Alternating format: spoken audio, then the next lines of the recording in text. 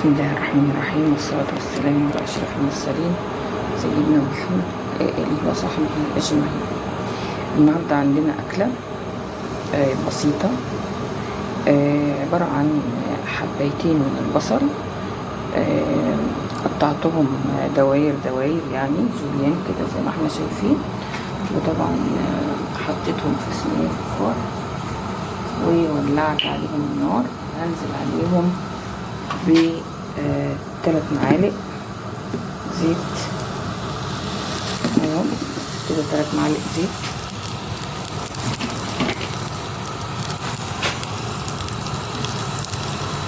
وهقلب.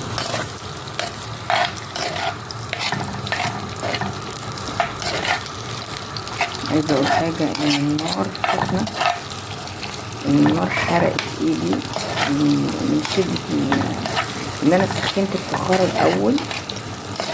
تمام، لازم يا جماعه الفخار يسخن الاول، لازم الفخار يسخن الاول. يا رب الصوره تكون واضحه. بس دول حبيتين البصل اهو. اول ما سخنت الفخار طبعا فبسرعه اهو، شايفين الفخار لما سخن بيحمر لي البصل بسرعه اهو. يعني هاخد صدمه كده بس كده بسيطه، وبعدين هنشوف نعمل ايه دلوقتي. اهو يا جماعه انا نزلت عليها بالموزه، شايفين الموزه قد ايه؟ دي موزه لحمه، شويه حلويات. تمام اهو، ابتدت تتعايش معاها. ابتدي بقى انزل بشفشف طماطم محترم كده اهو. سامعين الطشه دي بقى؟ الصوت ده اهو، خلاص كده تمام.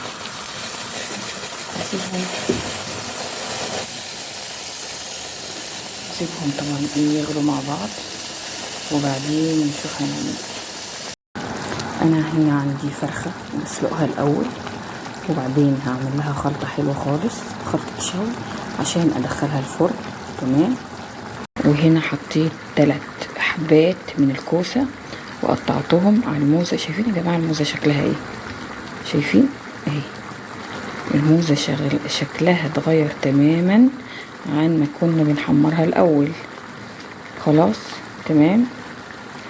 على فكرة انا ضفت بقية عصير الطماطم عليها من فوق، لاني لقيتها ان هي عايزة تتزود تاني عشان خاطر الموزة الجميلة الحلوة دي تستوي كويس وتتشرب من الطماطم بتاعتنا. انا حطيت هنا في الفاصل ونسيت اصوره، معلش، حطيت 1.5 معلقة من الملح فلفل اسود، ومعلقتين صغيرين من الملح الابيض، وبرضو على الفراخ برضو حطيت معلقتين صغيرين من الملح، و1.5 معلقة من الفلفل الاسود صغيرين برضو. تمام يا جماعة،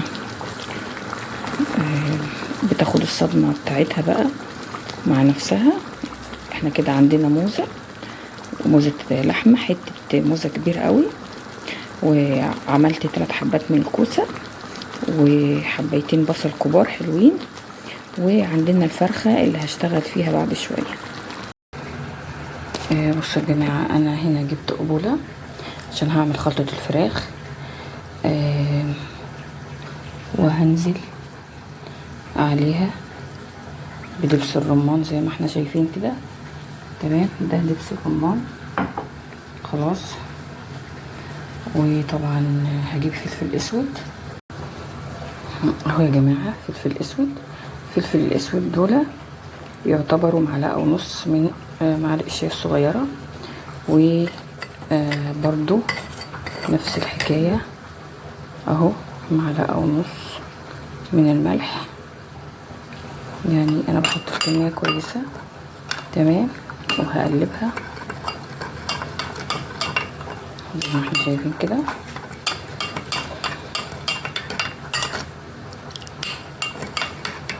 هقلب شوية، يعني كتر شوية كده عشان خاطر الفلفل الاسود والملح الابيض يدوبوا مع دبس الرمان. يعني مش هحط اي حاجة غير هو شوية دبس الرمان والفلفل الاسود اللي انا حطيته والملح الابيض، وخلاص على كده، مش هحط اي حاجه تانية.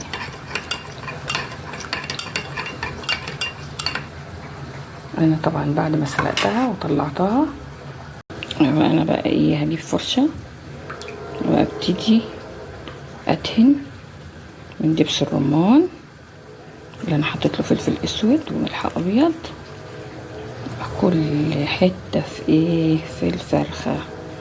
تمام. غير ان انا بقى ايه، هحط من جوه، انا مش هنسى حكايه اللي جوه دي، لازم كل مكان في الفرخه انا هحط له دبس رمان اهو. شايفين يا جماعه، دبس الرمان لازم يبقى كتير مش قليل،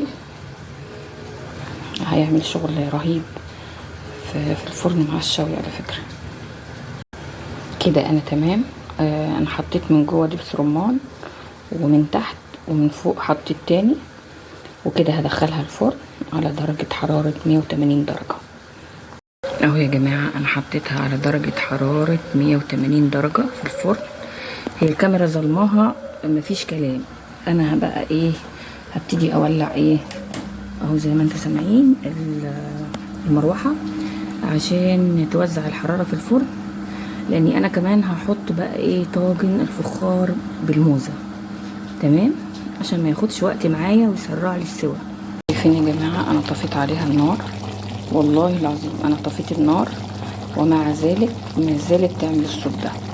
انا هعملها بورق الحراري عشان ادخلها الفرن، وهنشوف دلوقتي اهو يا جماعه. انا حطيت ورق الحراري على صينيه الفخار من فوق، والفراخ اهي زي ما انتم شايفين، وهي كده مع المروحه والفرن اللي من تحت على درجه حراره 180 درجه. هياخدوا كده ساعه الا 10 ساعه الا 10 هيستووا وتمام التمام، وبالهنا والشفا. وكده حلقه النهارده تبقى خلصت، واشوفكم بفيديو جديد ان شاء الله.